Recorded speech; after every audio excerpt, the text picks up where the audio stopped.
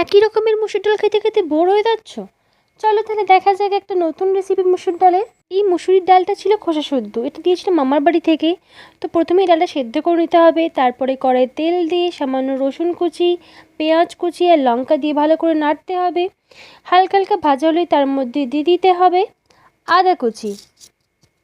আদা কুচি দিয়ে একটুখানি নেড়ে নিয়ে তারপরে দিতে হবে টমেটো কুচি। টমেটো কুচি দেওয়া হয়ে গেলে সেগুলোকে ভালো করে ভাজতে হবে। তারপরে দিতে হবে হলুদ আর নুন।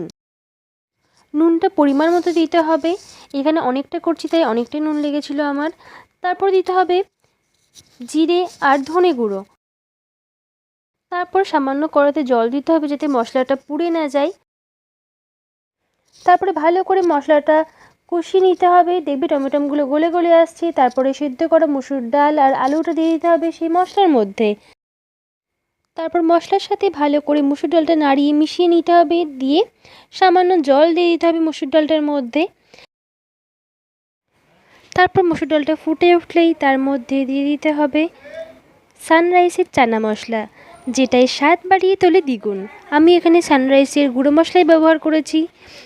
তারপরে ভালো করে ফুটে গেলেই প্রায় রেডি হয়ে যাবে আমাদের নতুন রেসিপি মুসুর ডালের। তারপরে উপর থেকে ছড়িয়ে দিতে হবে ধনেপাতা কুচি। তারপর নেড়ে নিয়ে একটা বাটিতে তুলে নিতে হবে মুসুর ডাল।